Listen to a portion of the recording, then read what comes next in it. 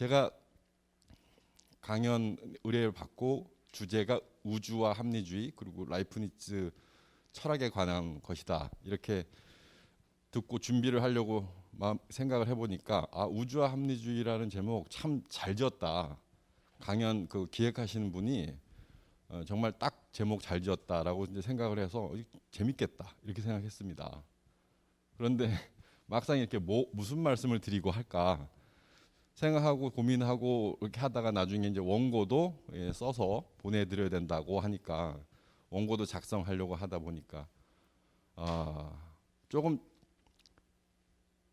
막연하거나 뭉뚱그려서 그리고 철학이라는 학문이 원체 어려우니까 그렇게만 전달드리면 그 시민 강자로서 큰 의미가 없을 것 같기도 하고 그래서 제 나름대로 오늘 알려드리는 말씀에 그 핵심적인 내용이 있어야 되겠다라고 생각을 했고 그 핵심 내용을 전달하기 위해서 어떤 그 문제를 제기하고 그 질문을 하고 그 질문에 대해서 이렇게 답을 찾아가는 방식으로 그 강연 내용과 그 나눠드린 텍스트 내용을 구성을 해봤습니다. 근데 또 와서 또 들어보니 라이프니츠 그 앞에 데카르트 스피노자 하셨고 그 다음에 라이프니츠 하시는 것이라서 조금 라이프니츠에 대해서 조금 안내도 필요하지 않나 그런 좀 인상을 좀 받았습니다. 그래서 계획이 없었고 만들어지지 않은 자료지만 간단하게 라이프니츠에 대해서 한 2, 3분만 말씀드리고 그리고 이제 바로 준비된 내용으로 넘어가도록 하겠습니다. 라이프니츠는 이제 시기적으로 몇 년도 하면은 그게 크게 와닿지 않죠. 근데 앞에 강연 들으셨던 데카르트 시기에 데카르트가 태어나서 죽을 때쯤 돼서 스피노자라고 하는 철학자가 이제 주로 활동을 했었고 스피노자와 동시대에 활동을 했는데 실제로 라이프니츠는 스피노자를 만나기도 했다고 합니다. 그게 뭐 경험적 자료는 없으니까 확인할 수는 없지만 본인 스스로 서신도 있었고 남겨진 서신도 있었고 편지도 있으니까 그 다음 시대에 살았던 이제 철학자다라고 보시면 되는데 철학자라고만 하기에는 너무 많은 분야의 업적을 남기고 너무 많은 분야의 공부를 해서 아주 굵직굵직하게 많이 했다라고 하는 거는 법학. 그래서 만국공법이라고 하는 책을 써서 그 당시 유럽에 굉장히 유명해진 법학자이기도 하고요. 물론 오늘 다루게 되는 철학자이기도 하고 그리고 수학자이기도 합니다. 그리고 남긴 업적 중에서 가장 중요한 것은 수학입니다.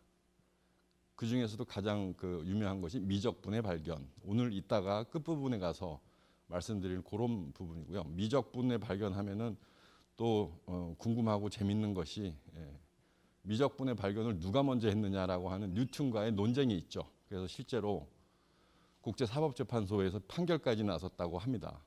그런 논쟁이 있을 정도로 유명했고 미적분 말고도 지금 현재 사용하는 컴퓨터의 기본적인 아이디어를 제공하는 그리고 컴퓨터의 연산 처리 방식인 이진법이라고 하는 계산법을 발견해서 그런 수학적 업적으로도 유명합니다. 근데 여기서 오늘 주제가 우주와 합리주의이다 보니까 한 분야 더 추가해야 되는데요. 과학이죠. 과학. 라이프니츠라고 하는 학자에 대해서 우리나라에서는 크게 알려지지 않은 학자입니다. 철학 분야에서도 수학은 또 좀 다르죠. 수학은 현대에도 계속해서 풀리지 않은 문제들을 해결해 나가는 입장이니까 수학사를 전공하는 사람들 있다면은 그분들은 라이프니츠를 중요시 여기겠지만 현재 지금 수학을 한참 연구하고 있는 학자들한테 뭐 라이프니츠의 연구가 그렇게 중요하지는 않겠죠. 그렇지만 남긴 업적은 매우 큰데 과학 분야에 남긴 업적은 거의 알려진 바가 없습니다.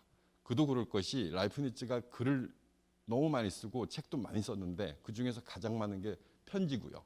편지.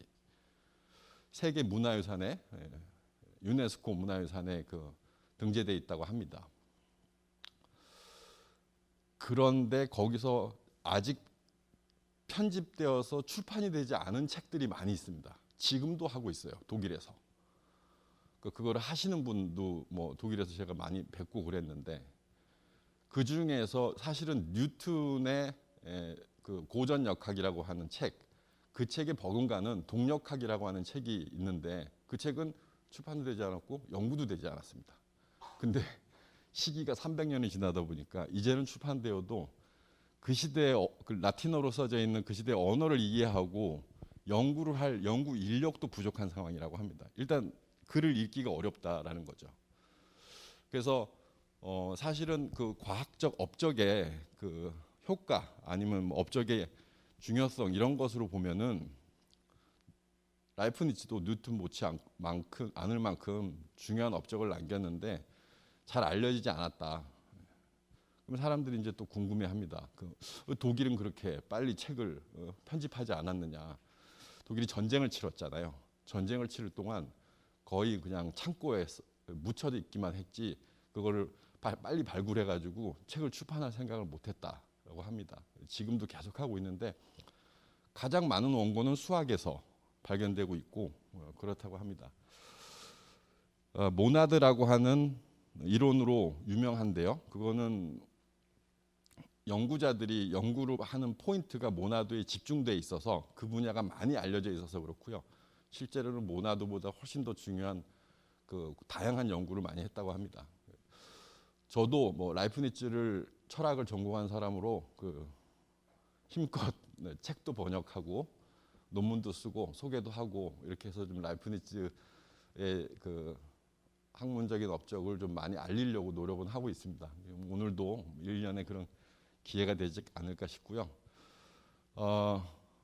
다른 철학자와 달리 너무 많은 분야의 공부를 했는데 그렇다고 해서 어느 한 분야 부족했느냐 그렇지도 않습니다. 천재적인 사람이었다고 생각하고요. 제가 박사학위 논문 쓰면서 굉장히 어렵고 어려운 텍스트를 읽고 라틴어로 되어 있는 읽고 도대체 이게 무슨 말일까? 이게 무슨 내용일까? 이해를 못하면서 그냥 도서관 집 왔다 갔다 하는 가방 메고 왔다 갔다 하는 그 시기 한 2주 정도 혼자 고민을 하고 있을 때 불현듯 그 텍스트가 이해가 되는 날이 있었어요. 근데 이해가 됨과 동시에 저는 생각했습니다. 라이프니츠는 천재가 맞구나. 어떻게 이런 생각을 했을까? 그것도 수학에서 나타난 어떤 그 업적이었습니다.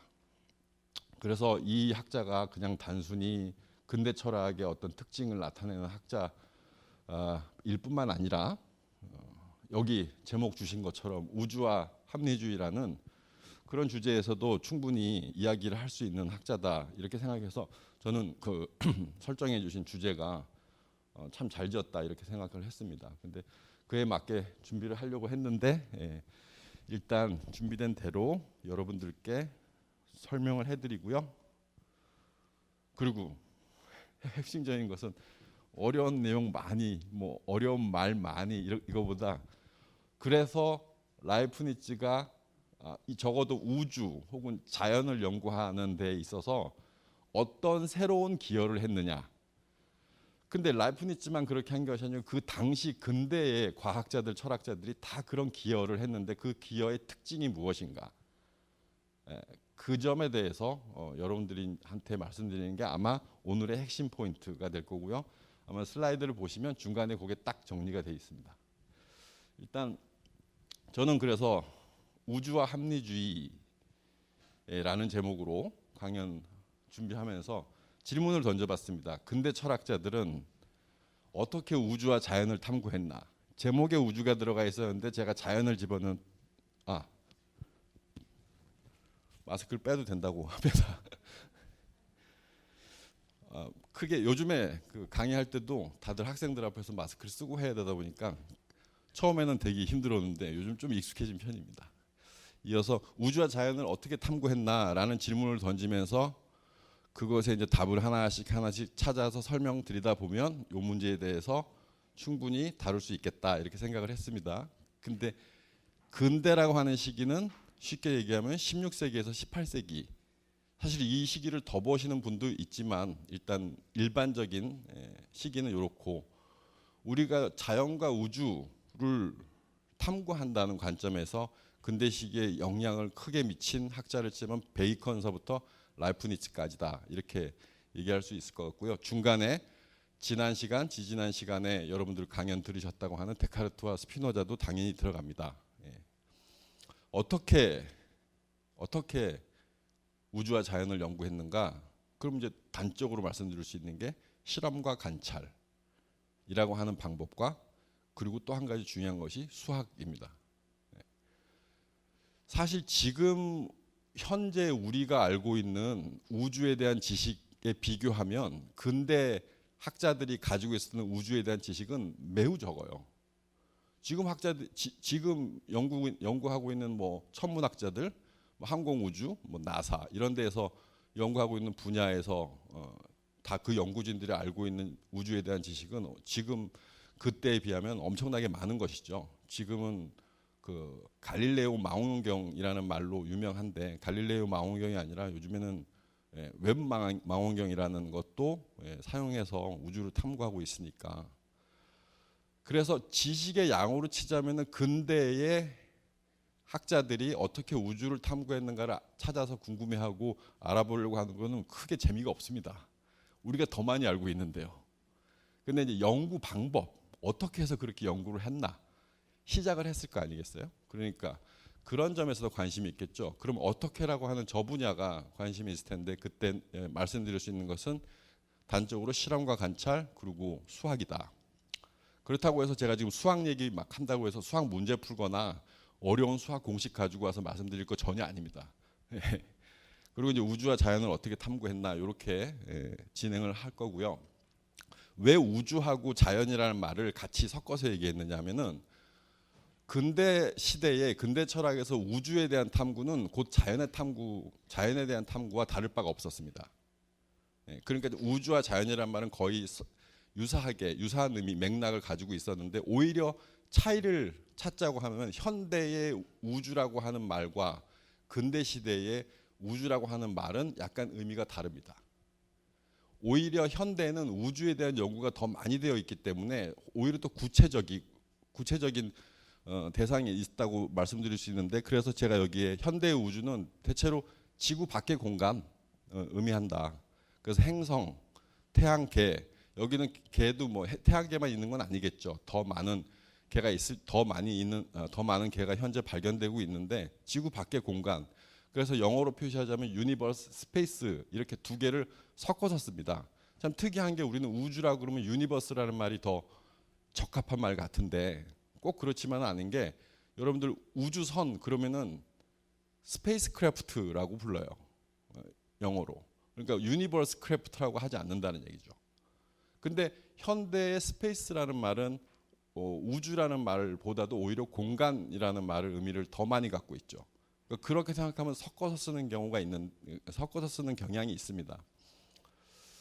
근데 구체적으로 우주에 대한 연구와 지식이 쌓여 있는 현대에 비해서 근대라고 하는 시대에는 우주 하면은 지금처럼 우리가 우주선을 타고 가본 적도 없고 더 발달된 망원경으로 더 많은 우주 관측 자료가 있는 것도 아니고 그러다 보니까 우주라는 말로 근대 철학자들이 표상했던 것은 우리가 경험적으로 탐구할 수 있는 영역에다가 경험적으로 탐구할 수 없는 영역까지 포함되어 있다는 겁니다. 그래서 그 근대 철학자들이 사용하는 우주라는 말을 보면은 우리가 알고 싶은 모든 세계, 알고 싶은 모든 세계를 다 우주라는 말을 거기에 적용해서 사용한다는 거죠. 그러니까 훨씬 더 애매모호함이 더 강합니다. 그 대신에 좀 영역이 좀 더 넓다 이렇게 판단할 수 있는데 이런 인간이 알고 싶어하는 모든 세계는 곧 자연하고 크게 다른 바가 의미가 없기 때문에 그래서 우주와 자연. 그래서 당시에 있었던 특징 중에 하나가 현대에는 자연 철학이라는 말을 잘 쓰지 않습니다. 거의 사용하지 않는데 대부분 자연 과학이라고 알려져 있는데 근대라고 하는 그 시기에는 자연 철학이라는 말과 자연 과학이라는 말이 혼재되어 있었어요. 혼재되어 있었는데 그럴 수밖에 없었던 이유는 아리스토텔레스라고 하는 고대 철학자가 과학 이론으로 보이는 이론을 제시해서 그 이론을 계속해서 연구하고 있었지만 그것을 철학적인 경향으로서 연구하는 과학으로서 연구하고 있는 자연이 서로 다른 방식으로 구별되었기 때문에 두 가지를 서로 구별할 수 있는데 현대에는 이제는 여기 이 자연과학이라고 하는 부분만 남아 있는 것이 되겠죠. 당시에 어떻게 구별이 됐고 차이가 났는가를 제가 간단하게 이렇게 특징만 나열해 놨는데요. 우리가 살펴볼 합리주의가 어디에 있는가를 살펴보면은 조금 더 연관성을 찾아볼 수 있을 것 같습니다. 그러니까 자연 철학이라고 하면은 이건 철학으로서의 자연학입니다. 자연과학이라고 하면 과학으로서의 자연학. 여러분들이 현재 알고 있는 자연과학이라고 하면은 그냥 이 부분을 생각하시면 됩니다. 근데 그 당시에 철학으로서 자연학을 했던 사람들은 주로 공간, 시간, 운동, 변화에 대한 개념적 연구를 했다는 거. 이거는 개념적 연구라는 무슨 말씀이냐면 실험과 관찰을 통해서 연구를 한 것이 아니라 그냥 이론적으로 파악을 해서 내가 시간에 대해서 이런 개념을 갖고 있으면 내가 알고 있는 공간의 개념과는 어떻게 정합적으로 맞는가, 설명이 잘 되나 이런 것들을 중심으로 연구를 했지 내가 직접 그 우주 공간을 탐구한다든가 이런 식으로 연구를 하지 않았다는 겁니다. 그래서 경험과 무관한 추론의 방법을 사용했다. 그럴 수밖에 없겠죠. 경험을 할 수 있다든가 실험할 수 있다든가 관찰할 수 있다라면은 망원경을 가지고 본다든가 하는 방식으로 연구를 했겠지만 그러지 못하다 보니까 제일 위에 변할 수 없는 보편적인 원리나 그 규칙 같은 것을 설정하고 계속해서 그로부터 추론하고 논증하고 추리하고 증명하고 하는 방식으로 연구를 했다는 것입니다.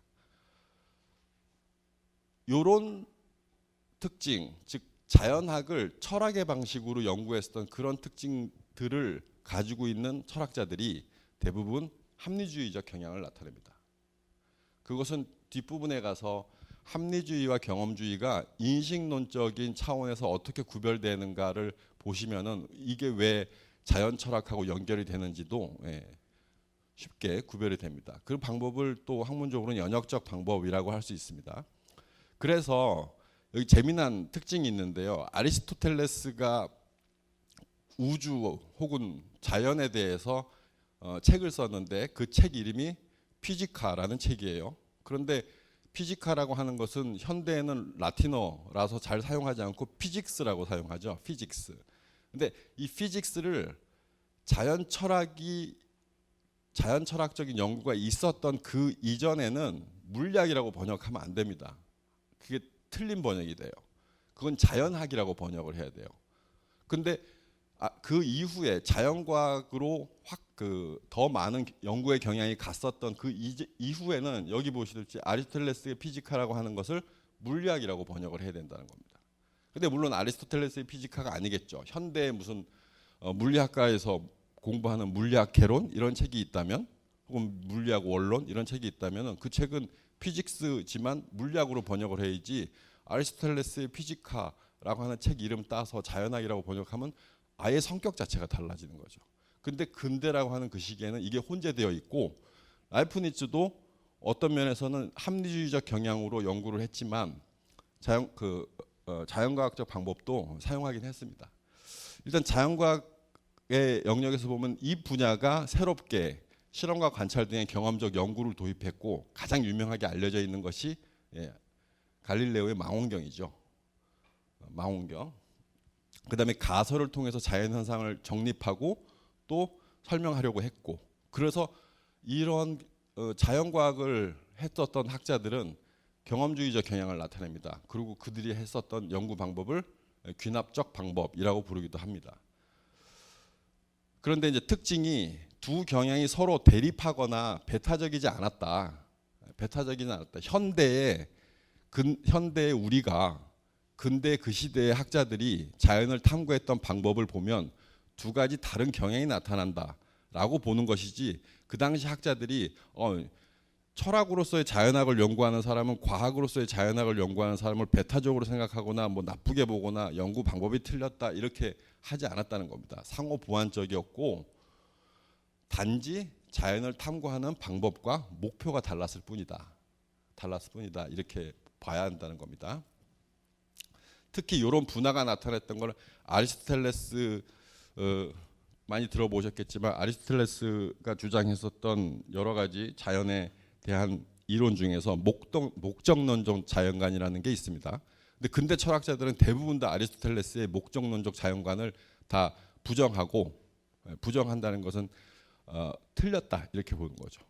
이게 뭐냐면 아리스토텔레스는 자연이 운행하는데 특정한 목적이 있다라고 생각한 거예요. 그래서 그 목적이 무엇인가를 찾아야지만 자연 현상에서 나타난 우리가 보는 자연의 결과들이 어떤 원인에서 주어졌는지를 생각할 때 거기에 어떤 목적이 있다는 것을 원인으로 본 거예요. 그래서 그런 목적 때문에 이런 결과가 나타났다라고 자연의 운행을 설명하는 것인데, 근데 철학자들은 이 점에 전부 다 반대했습니다. 이 점을 수용한 사람들은 거의 없는데, 수용하는 경향을 보였던 학자 중에 한 명이 라이프니츠예요. 근데 일단 모든 학자들이 대부분 다 그래서 목적론적 자연관을 반대하고 기계론적인 자연관, 이건 또 설명 방식이 이렇습니다. 자연의 운행에 목적이라는 것은 없고 단지 기계적으로 원인과 결과, 원인과 결과, 원인과 결과, 마치 우리가 그 음료수 자판기에 동전 집어넣고 누르면 결과로 음료수 나오는 것처럼 그냥 그런 기계적인 돌아가는 것이지, 그래서 돌아가는 것이지 그 안에 내가 자연이 무엇을 추구하거나 목표로 한 목적이라는 것은 없다라고 생각한 겁니다. 그러니까 그 유명한 은유적 표현 있잖아요. 자연은 시계와 같은 것이다. 시계와 같아서 그냥 그저 시간이 톱니바퀴처럼 돌아가는 것이지 어떤 특정한 목적이 있는 것은 아니다. 이렇게 설명을 하죠. 이렇게 주장했었던 대표적인 학자들이 베이컨, 데카르트, 갈릴레오가 됩니다. 자, 그러면은 이렇게 분화되고 다른 두 경향이 혼재되어 있었던 시대에도 사람들이 과학을 탐구하는 방법에는 일반적으로 4가지 단계가 있다고 이렇게 볼 수 있는데요. 일단 자연 현상에 대한 관찰을 하죠. 첫 번째 단계입니다. 두 번째로 그 현상을 설명하기 위해서 어떤 이론을 제시해요. 이론을 제시하고 그 다음에 그 이론을 이용한 예측을 합니다. 예측에 대한 경험적 검증을 하죠. 아주 간단하게 설명하면은 우리가 내일의 날씨를 알아보기 위해서 기상청에서 내일의 날씨를 예측하고 그리고 그 내일이 되면 그 예측이 맞았는지 안 맞았는지 검증하게 되는 것과 같은 방식이에요. 그냥 뭐 일기예보 하시는 분들이 주로 많이 사용하시는 그런 언어들이 있잖아요. 그 기압골의 상태가 어떻고 저기압이다 고기압이다 그런 전문 용어들은 저는 정확하게는 모르지만 그래도 그런 말들을 사용하면 간단하게 생각하면 이런 거죠. 어제까지의 그리고 지금까지의 몇십 년 동안의 기상 관측 자료를 토대로 보니 오늘의 이런 형태의 기압 형태와 뭐 기상 형태가 조건이 있으면 내일의 날씨는 이런 식으로 될 것이다 라고 예측을 하기. 그럼 내일이 되면 그 예측이 맞았는지 틀렸는지 알게 되는 거죠. 그렇게 생각할 수 있는데 여기서 과학적 탐구를 왜 할까요? 사람들이 지금까지 왜 인류가 그 지성을 이용해서 지식을 쌓고 과학적 탐구를 했을까? 예측하기 위해서입니다. 내일 어떻게 될지 예측하지 못한다면은 내일 갑자기 우리가 죽을 수도 있잖아요. 우리가 질병에 대한 학문적 그 지식을 축적하고 그 축적된 지식을 바탕으로 전염병을 예방하거나 전염병을 관리하거나 어떤 방역 수칙을 세운다든가 하는 것들도 다 그로 인해서 예전처럼 스페인 독감이나 패스트처럼 많은 사람들이 죽지 않고 견뎌내고 이겨내기 위해서 하는 것이죠. 그러면 내일의 결과가 어떻게 될 것인지를 예측할 수 있는 과학적 지식이 필요한 거죠. 그래서 과학적 탐구를 하는 겁니다. 그 예측을 하고 그러니까 제가 여기서 관찰을 하고 이론을 제시하고 또 예측을 하고 예측을 검증하는데 이 근대라는 시기에 가장 중요한 역할을 했던 게 수학입니다. 그러니까 근대 과학에서 수학의 역할이 그랬다는 거죠. 저는 여기서 실험과 관찰을 통해서 그러니까 갈릴레오의 망원경을 통해서 알려진 바가 크고 중요하다는 건 알지만 그것은 이미 알려져 있으니까. 근대 과학에서 수학의 역할은 관찰하고 검증하고 실험하고 측정하고 그다음에 가설을 수립하고 예측해서 또 결과를 도출하는 등 모든 단계에서 수학이 가장 중요한 역할을 했다. 그러면 그때 그 수학이 보여줬었던 힘이 무엇인가? 그것을 보면 경험 관찰, 실험 관찰의 단계에서 그러니까 경험할 수 없는 것, 관찰할 수 없는 것, 실험할 수 없는 것에 대해서 정량화하고 계산하고 그리고 비교하고 이해할 수 있게 되었다는 거죠. 요게 사실상 오늘 여러분들한테 드릴 수 있는 가장 중요한 핵심입니다. 그 당시에 쉽게 예를 들면 그런 거죠. 예. 그 당시에는 갈릴레오가 티코 브라헤라고 하는 그 체코의 천문학자가 천문 그 망원경으로 관측한 데이터들을 특별히 활용하지 못하고 티코 브라헤는 많은 자료를 남기고 죽었다고 합니다. 그거를 물려받았던 갈릴레오는 그 관측 자료들을 자신이 좀 더 배가시킨 3배, 4배 더 크게 볼 수 있도록 만든 망원경을 이용해서 위치를 확인하고 그 위치 간의 관계를 뭐 거리, 관계, 운동 이런 것들을 설명하려고 수학을 사용했고 그 수학을 통해서 티코 브라헤의 그 관측 자료가 맞는지 안 맞는지를 검증하려고 했고 그 과정에서 천동설은 아니다. 이건 지구가 움직이는 것이 아니라면은 이런 관측 결과와 그 관측을 토대로 한 계산한 결과를 설명할 수가 없다. 이해할 수가 없다.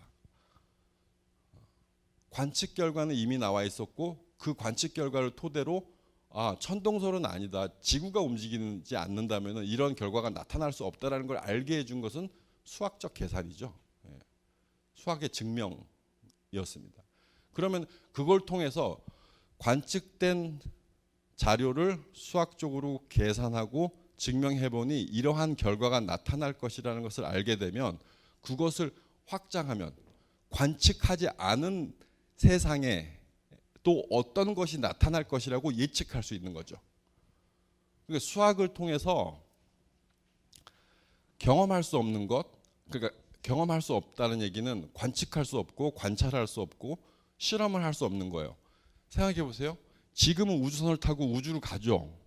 달에도 도착하고 달 착륙도 하고 연구도 하고 하지 않습니까? 지금은 그렇죠. 그 당시에는 그걸 못 하잖아요. 근데 어떻게 천체에 대한 연구를 했겠습니까? 경험할 수 없고 관측할 수 없고 실험할 수 없는 것에 대해서. 그러니까 수학이 그 역할을 대신해 줬다는 거죠. 그래서 단지 갈릴레오의 망원경만 있었다면은 그 당시에 뉴턴의 운동 법칙, 중력 이런 이론들이 나왔겠느냐? 그렇지 않다는 거죠. 수학이라고 하는 것을 이용해서 수학적 증명, 수학적 계산. 왜냐하면 수학적 증명과 계산은 확실하고 절대적이니까, 틀리지 않으니까 그 점을 이용해서 경험된 자료를 바탕으로 관측된 자료를 바탕으로 관측되지 않은 영역까지도 알 수 있도록 설명할 수 있도록 해줬던 것은 바로 수학입니다. 그래서 오늘 이 강연에서 핵심적으로 여러분들한테 소개해드릴 만한 것은 이것이라고 말씀드릴 수 있습니다. 자, 정량화 이런 얘기도 있는데, 자, 그래서 저는 이 말이 갈릴레오가 그 에세이, 갈릴레오가 남긴 책 중에서 에세이라고 부르는 책이 있는데 거기에 나오는 책인데요. 이 말이 참 마음에 들고 너무 잘한 말 같아요. 독일에서 저를 지도하신 지도 교수님도 굉장히 많이 자주 말씀하시고 좋아하는 문구였는데요. 저 말입니다. 우주라는 책은 수학의 언어로 쓰여져 있다. 우주라는 책은 수학의 언어로 써져 있다. 그러니까 수학을 이해하지 못하면 우주를 전혀 이해할 수가 없다. 자연이라고 하는 것은 그냥 나무가 자라고 뭐 비가 오고 햇볕이 있고 뭐 이런 것을 자연이라고 여길 것이 아니라 어떻게 해서 자연이 운행하고 움직이고 변화하고 운동하는가를 알기 위해서는 그것이 뭐 생명이 자라고 영양이 필요해서 영양을 받아서 생명이 자라고 이런 것만 관찰할 것이 아니라 그것이 운행되는 원리를 이해해야 되는데 그 원리를 이해하는데 수학이 가장 중요한 역할을 했다는 겁니다. 그래서 이 말이 참 핵심적이고 중요한 말인 것 같습니다. 전체를 보면은 그렇죠. 우주의 특성은 삼각형이나 원과 같은 기하학적 도형을 통해서 드러나기 때문에 이러한 것들이 없으면 인간은 우주라는 책에서 한 단어도 이해할 수 없을 것이다. 이렇게 얘기했습니다. 뭐 이 문구를 가지고 왜 이런 식으로 말을 했을까 또 설명을 드리자면 길 텐데 그것보다는 후반부의 얘기를 해보겠습니다. 요 합리주의와 경험주의에 대한 설명을 조금 속도를 내서 말씀드리면요. 합리주의라고 하는 철학적 경향에 포함되는 학자들은 대부분 다 프랑스, 독일 등등의 유럽 대륙에 속해 있었어요. 경험주의자들은 영국이라고 하는 섬에 속해 있었고요. 그래서 보통 영국 경험론, 대륙 합리론 이렇게 부르기도 합니다. 데카르트, 스피노자, 라이프니츠가 합리주의자에 속하고요. 로크, 버클리, 휴미 경험주의자에 속합니다. 근데 근대 이후에 자연과학의 발전은 이들이 훨씬 더 많이 발전시켰다고 볼 수 있습니다. 경험주의자들이. 왜냐하면 자연과학으로 학문이 변화됐으니까. 자연철학은 이쪽에서 더 많이 발전했다고 볼 수 있습니다. 합리주의와 경험주의라고 하는 두 철학적 경향을 구별하는 것은 우리가 갖고 있는 인간의 지식이 어디에서 유래하는가에 대해서 의견이 서로 다른 겁니다. 경험주의자들은 우리가 갖고 있는 모든 지식, 그래서 인간의 모든 지식은 경험에서 유래한다. 경험해 보지 않은 것은 알 수 없다라고 극단적으로 주장하는 거죠. 그러면 아까 말씀드렸듯이 우리가 관측할 수 없었고 실험할 수 없었고 관찰할 수 없었던 우주에 대해서는 어떻게 우주에 대한 지식을 어떻게 알겠습니까? 모른다고 하겠죠. 극단적으로. 그런데 합리주의자들은 감각 경험으로부터 주어지지 않은 지식이 인간 정신에게 있다라고 주장합니다. 그건 무엇을 통해서 아느냐? 이성을 통해서 안다. 이성을 통해서 아는 것은 어떻게 하는 것이냐? 개념과 추론, 증명, 개념을 정의하고 그러니까 공간은 어떤 것이다. 시간은 어떤 것이다. 내가 정의한 개념에 대한 이 공간이라는 개념에 대한 정의가 내가 생각하는 우주에 대한 이해와 정합적인가, 정합적이지 않은가 이런 거 가지고 따지고 연구를 하는 거죠. 자, 그래서 이 합리주의자들은 특히 경험을 통하지 않아도 경험으로부터 유래하지 않아도 알 수 있는 지식의 대표적인 것이 수학과 논리학이라고 주장을 했습니다. 수학과 논리학. 그러니까 아까 갈릴레오가 얘기했었던 삼각형, 원 같은 도형들, 어떤 도형들은 기하학적 공리들입니다. 기하학적 공리들, 논리학의 동일률과 모순율 같은 지식들, 원리들, 그리고 자연 영역이라고 하는 논리학의 추론 규칙들 이런 것들은 경험하지 않아도 인간이 알고 있는 것이다. 이렇게 얘기합니다. 동일률이라고 하는 원리 간단하게 말씀드리면 A는 A와 같다라고 하는 그런 표로 그런 표기법으로 흔히 설명을 하는데 더 쉽게 말씀드릴 수 있는 게 이런 거예요. 1 더하기 1은 2다. 이런 거. 1 더하기 1은 2죠. 그럼 2가 아니라고 하면 어떻게 됩니까? 마트에 가서 1+1 행사하는데 하나만 들고 나오면 한 개 더 들고 나와도 된다고 얘기하죠. 1 더하기 1은 2니까. 그리고 1+1인데 3개 들고 나오거나 그러면 안 되죠. 1 더하기 1은 2니까. 그리고 여러분들 생각해 보시면 1 더하기 1은 2라는 것은 내가 물건 살 때 수를 계산하는 것을 내가 경험했기 때문에 알고 있는 것일까요? 아니면 그런 것을 경험하기 이전에 혹은 그런 경험을 하는 것과 전혀 관계없이 알고 있는 것일까요? 그런 경험과 전혀 관계없이 알고 있는 것이고 확실하고 절대적인 것이죠. 1 더하기 1이 2라고 하는 그런 간단한 그 수학적 계산이 생각해 보시면 조선시대에는 1 더하기 1이 2가 아니었을까요? 조선시대에도 1 더하기 1은 2죠. 미래는 아닐까요? 미래에도 1 더하기 1은 2예요. 그러면 시간을 앞뒤로 지나가 보지 않고 공간을 바꿔서 지구에서는 1 더하기 1이 2인데 화성이나 금성에 가면 우주 공간에 가면 1 더하기 1이 2가 아니고 다른 것이 될까요?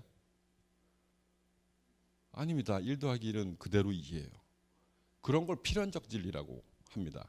그런 필연적 진리와 같은 것들을 인간이 갖고 있다는 것은 경험에서 유래하지 않은 것에 대한 지식도 인간이 알고 있다라고 하는 주장을 하는 사람이 합리주의자들이고, 그들은 그런 연구의 방법으로 논리학, 수학 등을 사용했고, 그걸 통해서 자연을 연구할 때, 우주가 어떨 것이다를 연구할 때 단지 관측된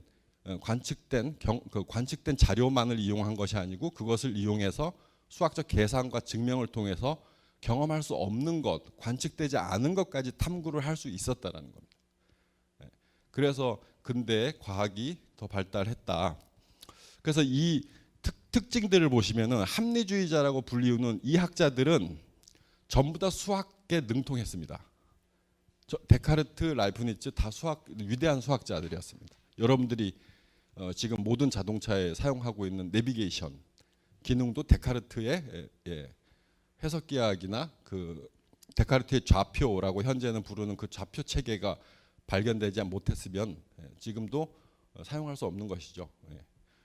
특히 뭐 그 라이프니츠 같은 학자들은 계산기를 만들고 이진법, 미적분을 개발했다는 것도 특징으로 볼 수 있습니다. 그래서 합리주의자들은 전부 다 근대의 철학자이기도 했지만 근대의 수학자이기도 했다.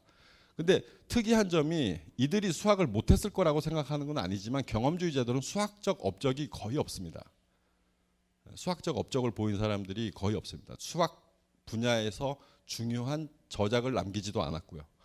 그런 좀 경향적인 특징을 보인다라는 것을 볼 수 있습니다. 근데 우리가 경험주의 철학자라고 하지 않는 다른 분야의 뉴턴과 같은 학자들은 수학을 굉장히 잘했죠.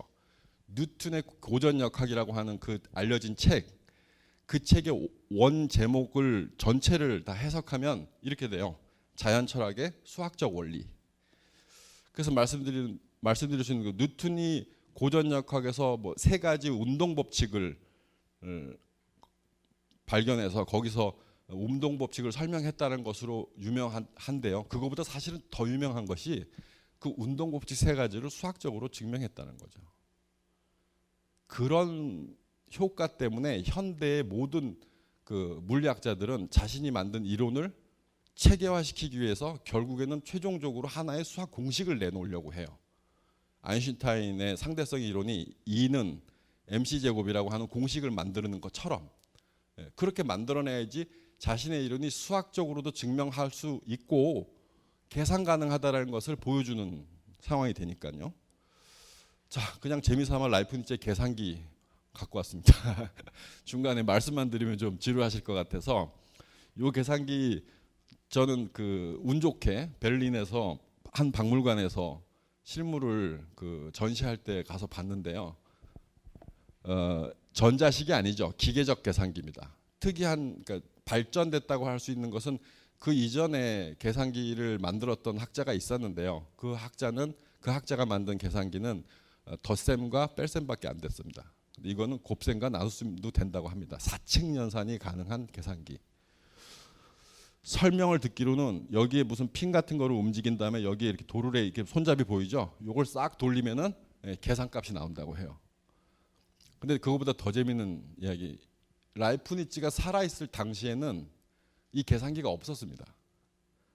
라이프니츠가 쓴 편지 글 중에 되게 흥미로운 부분이 있는데요. 이게 뭐냐면 계산기를 만들 수 있는 아이디어와 설계도는 자기가 다 해놨는데 그거를 만들 수 있는 기술자가 없어요. 자기 아이디어를 들려주면 이렇게 해서 만들면 된다고 아이디어를 들려주면 그걸 만들 수 있는 기술자가 있어야지 실물이 나와야 되는데 이렇게 기술자가 없었다고 합니다. 그 당시에. 라이프니츠 죽고 나서 만들어진 거예요. 이거는. 자, 이런 계산기 만든 것으로 유명한데요. 여기서부터 또 한 가지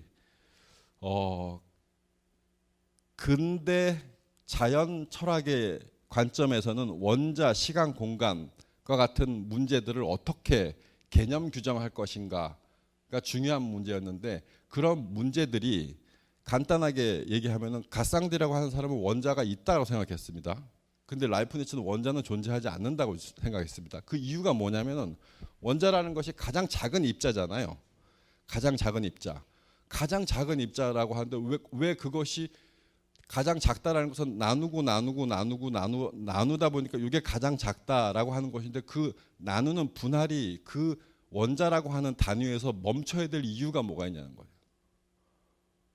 더 이상 분할되지 않고 멈춰야 되는 이유가 뭐냐? 없다. 그래서 무한히 분할 가능하기 때문에 이것이 더 이상 나눠질 수 없는 원자다라고 말할 수 없다라는 거죠. 그래서 원자는 존재하지 않는다, 이렇게 주장을 했어요. 지금 여기서 말씀드리는 건 전부 다 분할의 문제와 관련이 있습니다. 뉴턴은 시간 공간을 절대적이라고 생각을 했어요. 라이프니츠는 반대로 시간 공간은 상대적이라고 생각했습니다. 그래서 라이프니츠가 말하는 것은 시간이 연속의 질서이듯이 공간은 공존의 질서이다라고 했는데, 여기서 설명하는 그 연속이라고 하는 말을 또 규정할 때 굉장히 어려운 난제를 만나는데, 그 난제가 연속 합성의 미로라고 하는 것인데요. 여기서 그 연속 합성의 미로라는 것보다도 그 분할의 문제와 연결시켜서 생각해 보시면, 그러면 세상에 자연에 존재하는 어떤 물체들을 나누고 쪼개고 할 수 있다면은 그것을 어느 순간에 멈춰, 그래서 현실적으로 이미 나눠져 있는 것하고, 그럼 그것은 더 이상 나눌 수 없겠죠. 근데 그것이 멈춰야 될 이유가 있나? 이유가 없다고 생각하면 무한히 분할 가능하겠죠. 그래서 두 가지 서로 상충하는 의견이 서로 부딪힙니다. 그래서 그것을 설명하기를 현실적으로 분할되어 있음과 무한하게 분할 가능한 것, 이 두 가지가 서로 상충돼요. 그렇게 상충되기 때문에 연속 합성의 미로라고 하는 어려운 문제가 발생한다는 거죠. 근데 여기서 이 문제는 결국에는 현실성과 잠재성, 그리고 물리적 현실적으로 실제하는 것과 관념적으로 실제하는 것을 서로 혼동하기 때문에 발생하는 문제다라고 이렇게 생각을 한 겁니다. 근데 이것을 설명드리려면은 너무 오래 걸리고 좀 재미없고 어려우시죠? 분할의 문제로 돌아가 보겠습니다. 이 무한하게 분할할 수 있다라고 하는 아이디어가 왜 근대의 과학 연구, 자연을 탐구하는 데 중요했냐면, 무한하게 분할할 수 있다는 아이디어가 바로 미적분을 발견하는 데 기본적인 아이디어가 된 겁니다. 연속적인 시간이나 공간을 무한하게 작게 나눈 것, 그게 미분자죠. 그 작게 나눈 것을 다 더하면 그게 적분이죠. 그래서 미적분, 이렇게 되는 거죠. 그러면 그 미적분의 발견이 어떤 효과를 가져다 주었는가? 제가 말씀드렸던 것은 앞에서 관찰할 수 없는 것, 그렇다면은 경험할 수 없는 것까지 계산할 수 있도록 해준 게 수학의 영역이고 수학의 역할이었다고 했습니다. 쉽게 설명할 수 있는 이 올림픽공원, 서울에 가면 올림픽공원에 있는 평화의 문이라고 하는 문인데요. 요 그림 가져온 이유가 이겁니다. 이렇게 휘어져 있는 곡선으로 되어 있는 건축물을 지으려고 할 때 먼저 설계도를 그리고 이 설계도에 따라서 만들면 되겠다라고 하는 게 현대적 방법이죠. 근데 미적분이라고 하는 계산법이 없었다면 아마 벽돌공이 올라가서 여기까지, 이게 보면 직선으로 이렇게 퍼져 있으니까 벽돌을 시멘트를 봐서 붙이다가 보면 어느 순간에 그 무게를 못 견디고 떨어질 거 아니에요. 떨어지면 더 이상은 못 붙인다. 더 이상은 얘가 버틸 힘이 없다. 그래서 더 이상은 못 붙이는 게 여기까지만 우리가 인간이 갖고 있는 건축 기술로 여기까지만 할 수 있다. 그렇게 할까요? 그렇게 하지 않습니다. 이미 설계도 안에 몇 센치까지 벽돌을 쌓아도 그것이 장력으로 버틸 수 있다라는 게 설계도에 그려져 있겠죠. 그 계산을 하겠죠. 무엇으로? 미적분으로 한다는 겁니다. 그러면 이렇게 생각이 되는 거예요. 미적분이라고 하는 그 계산법은 사실은 아까 무한하게 분할 가능하다라는 것이었어요. 가능하다. 실제로 그것을 나눌 수가 없죠. 실제로 그것을 어떤 벽돌을 놓고 그것을 계속해서 작게 자른다고 했을 때 가장 작은 것이 어떤 것일까 나타날 수 있는 때까지 자르는 게 가능할까요? 현실적으로 불가능해요. 그냥 어떻게 가능해요? 머릿속에 생각으로만 가능해요. 근데 머릿속에 생각으로만 가능한 것을 실제로 벽돌을 쌓아도 이게 무너지지 않아요. 관념적으로, 개념적으로, 계산적으로 가능한 것이 현실에 적용되어도 적용이 된다라는 걸 보여주는 게 수학입니다. 저거를 벽돌을 다 일일이 쌓아보지 않아도 이만큼만 쌓으면은 충분히 이 시멘트와 벽돌의 힘, 그 장력을 이용해서 버틸 수 있다라는 거를 쌓아보지 않아도 알 수 있게 해주는 것, 그게 수학이에요. 그러니까 경험하지 않은 것, 관측하지 않은 것에 대해서도 알 수 있게, 예측할 수 있게 해주는 것이 수학의 힘인데, 근대에 그것을 알았다라는 것이죠. 이거 그림 더 재밌게 설명할 수 있었는데 시간이 촉박해서. 근대에 라이프니츠가 미적분을 발견했다고 말씀을 드렸는데, 동시대에 미적분 계산법을 알고 있었던 학자가 한 명 더 있었죠. 뉴턴이 있었습니다. 뉴턴이 있었는데 두 사람 중에 누가 더 먼저 미적분 계산법을 발견했는가라고 하는 문제 가지고 뭐 재판까지 갔었다고 합니다. 근데 재판 결과는 뉴턴이다라고 났습니다. 근데 그것의 배경은 영국이 워낙 강대국이었기 때문에 그랬던 거고요. 실제로 고등학생들, 우리나라 고등학생들, 대학생들이, 그리고 연구자들이 사용하는 미적분 계산법의 모든 기호는 다 라이프니츠의 것입니다. 왜냐하면 라이프니츠가 실제 학술지에 먼저 논문을 게재했고, 그 게재된 논문을 통해서 그 당시 학자들이 다 미적분 계산법을 공부를 했기 때문에 라이프니츠가 만든 뭐 D, T 이런 기호들 있죠. 미적분 계산할 때 사용하는 기호들, 그거 다 라이프니츠가 만든 겁니다. 근데 재미난 것이 그 당시 유럽에서 미적분을 계산할 수 있는가 없는가를 테스트하는 실험이 있었는데, 그게 헤이건스라고 하는 물리학자가 이걸 계산할 수 있는가 없는가 테스트하기 위해서 요 문제를 냈다고 해요. 요 문제. 공을 위에서 밑으로 떨어뜨렸을 때 저기는 점과 점 사이의 가장 짧은 거리라고 하는 직선이고, 요거는 곡선이죠. 그러면 저 공이 놓여 있는 저 지점에서 요 밑에 있는 지점까지 가장 짧은 거리는 직선일 텐데, 공을 굴렸을 때 가장 빨리 떨어지는 거리는 무엇일까? 곡선이라는 거죠. 그러면 이게 빨리 떨어진다는 걸 증명해 보라. 수학적으로 계산. 네. 유럽에 2명밖에 할 수 없었다고 합니다. 뉴턴과 라이프니츠. 왜냐하면 이 계산은 가속도가 필요하고요. 가속도라는 게, 그리고 그 가속도가 필요하고, 또 가속도를 계산하려면은 나눠야 되거든요. 그걸 수학적으로 계산하려면은 미적분 계산법을 알고 있어야지 할 수 있었다는 거죠. EBS 다큐멘터리에서 요거를 간단하게 보여줬었던 내용이 있었는데, 거기서 나온 내용이 참 흥미롭게도 제가 번역한 라이프니츠 아르노와의 편지에서도 라이프니츠가 요 말을 합니다. 실제로 그런 일이 있었다는 것처럼. 헤이거스한테 편지가 왔는데 사이클로이드 곡선의 증명을 하는 질문이었다.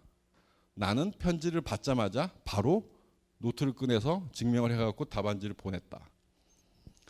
실제로 라이프니츠는 그렇게 했다고 합니다. 헤이건스도 그 문제를 냈던 그 헤이건스도 답변이 라이프니츠에게서 먼저 왔다. 근데 뉴턴이 늦게 보냈던 이유는, 뉴턴은 그 당시 영국 정부에 공직을 하고 있어서 그 공직 때문에 너무 바빠가지고 연구실에 들어올 시간이 없어가지고 이만큼 쌓여있는 편지 중에 헤이건스의 그 질문이 들어있는 그 편지를 한 달 뒤에나 발견했다고 해요. 한 달 뒤에나 보고 또 그 자리에서 그걸 증명해서 보냈다고 합니다. 계산하는 방식은 달랐지만 미적분을 알고 있었다는 거죠. 그러면 이런 미적분의 발견이 당시 수학적 발견으로서 뭐냐, 이런 거죠. 이게 미적분은 굉장히 어려운 수학 공부다. 그래서 뭐 다들 하기 싫어하고 고등학교 때까지, 고등학생인 정도에서도 미적분을 교육해야 되냐 말아야 되냐 그런 논쟁도 있는데요.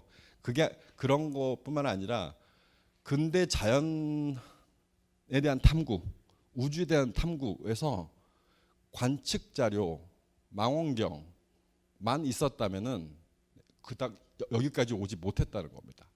수학이 그것을 확장시키고 검증하고 예측하고 예측을 또 검증하는데 크게 기여했기 때문인데 얼마만큼 수학적 발전이 컸는가 바로 이 미적분을 발견할 수 있을 정도로 컸었다. 그럼 그 미적분을 발견하게 되는데 가장 기본적인 아이디어를 제공했던 것은 여기 바로 무한 분할 가능성이에요. 무한 분할 가능성.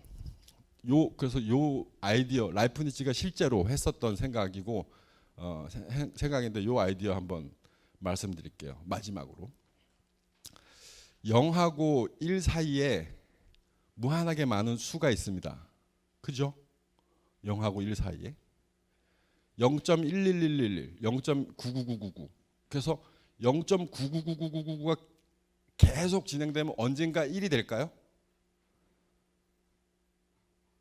0.99999가 계속 커져서 9를 더 붙이면 무한하게. 그럼 언젠가 그게 1이 될까? 안 됩니다. 네. 그러면 우리는 어떻게 해요? 근데 라이프니츠가 그렇게 무한하게 커지는 가장 큰 수라는 세상이 존재하지 않는다. 그 얘기와 같은 얘기죠. 그렇지만 이렇게 얘기합니다. 우리가 과학적 탐구를 위해서 혹은 자연을 탐구하기 위해서 0.99999가 무한하게 커졌을 때 어느 정도 커졌을 때 적어도 뭐 10,000개, 뭐 50,000개, 100,000개의 9를 더 붙여서 커진 그 상태의 수를 1이라고 1과 같다고 봐도 무방하다. 왜 무방할까요? 알고 계신 것 같은데. 예. 무방하다. 왜 무방하냐면 1이 실제로 아니더라도 발생할 수 있는 오차도 무한하게 줄어들기 때문에. 그 얘기는 그 오차가 0에 수렴할 가능성이 있기 때문에 그게 무한 분할 가능성의 마법과 같은 생각이에요. 그게 미적분을 발견하는데 기본적인 아이디어가 된 거고. 어떻게 해서 수학적으로만 계산 가능한 것이 실제로 벽돌을 쌓기도 전에 맞는지 안 맞는지를 알게 되는가? 이렇게 계산값이 나오면 그거를 실제로 적용해서 맞다고 봐도 무방하다는 거예요. 떨어질 가능성도 무한하게 줄어들기 때문에.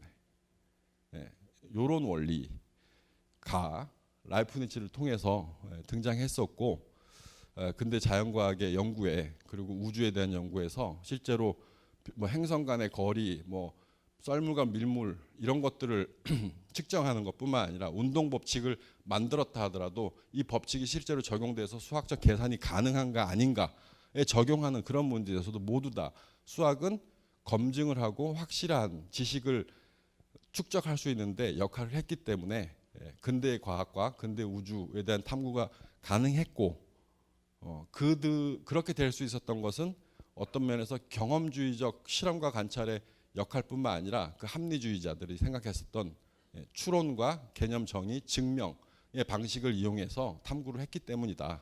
자, 이렇게 말씀드릴 수 있을 것 같습니다. 자, 감사합니다. 오늘 준비된 얘기는 여기까지입니다. 오늘 라이프니츠까지 다루면서 이제 데카르트, 스피노자, 라이프니츠까지 이른바 합리주의자들이라고 철학사에서 이야기하는 사람들에 대한 이야기가 마무리되고, 다음 주부터는 이제 홉슬 로크 훔에서 경험주의자들로 넘어가게 되는데, 네. 이 라이프니츠는 저한테는 굉장히 기억에 좋지 않은 사람입니다. 아픔이 있습니다. 뭔가 하면 좀 오래전에 수학사 책을 보다가 다들 아시는 바와 같이 철학사나 수학사나 과학사를 보시면 대부분 고대부터 근대 초기까지는 나오는 사람들이 비슷합니다. 그래서 고대부터 해가지고 데카르트까지는 어느 정도 따라갔는데 라이프니츠가 나오는 순간부터 벽에 부딪힌 느낌이었습니다. 그래, 우리말은 적어놓은 게 도대체 뭔지 모르겠고, 또 저자는 풀어서 설명한다고 수학적 용어를 적어놨는데 그걸 보니까 이거는 외계어고, 그래서 제가 거기서 책을 덮었던 아픈 기억이 있습니다. 그래서 그 진행하기 전에 제가 우리 선생님께 한 가지만 딱 제 질문을 드리고 한번 넘어가 보겠습니다. 철학사 말고 과학사나 수학사적인 측면에서 봤을 때 라이프니츠의 위상이 어느 정도로 우리가 이해하면 될까요? 아마 학자들마다 조금 그 위상의 평가가 다를 수 있을 텐데요. 라이프니츠의 업적이 아까 말씀드렸듯이 아직 편집이 안 돼서 출판이 되지 않았기 때문에 제가 듣기로 특히 수학과 관련된 업적들은 아직도 그냥 종이에다가 라이프니츠가 직접 펜으로 쓴 원고만 있는 형태고 그 원고로 된 형태는 현대에 편집이 되어도 그걸 읽고 연구할 수 있을 만한 그 고전어 실력과 근대의 수학적 기호들 이런 것들을 이해할 수 있는 사람이 그리 많지 않아서 나중에는 연구자도 없을 것 같다라는 걱정을 하는 얘기를 들은 적이 있거든요. 그 정도의 남긴 업적이 많다고 한다면 평가는 점점 달라질 수 있을 텐데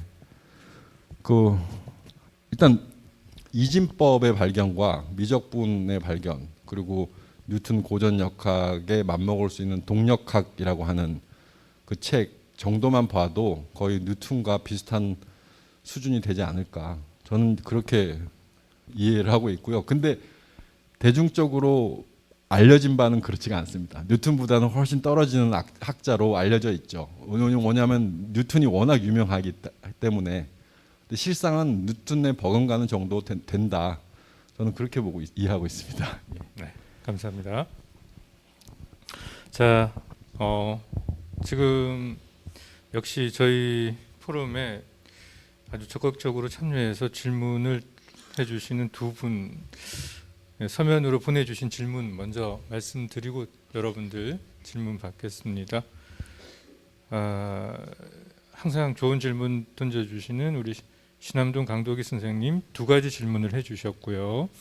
진천동의 이삼조 선생님께서도 두 가지 질문을 해주셨는데 이 두 분의 질문 중에 하나씩이 다 공통되는 질문이어서 요거부터 먼저 할게요. 강도기 선생님 첫 번째 질문하고 이삼조 선생님 두 번째 질문이 같은 질문입니다. 도대체 라이프니츠에게 있어서 단자라는 게 뭡니까? 설명 좀 부탁드립니다. 이 질문입니다. 네. 네, 어렵죠. 그 단자라고 하는 게 뭘까? 궁극의 연구 과제인데요. 단자가 무엇인지 정확하게 설명하는 것.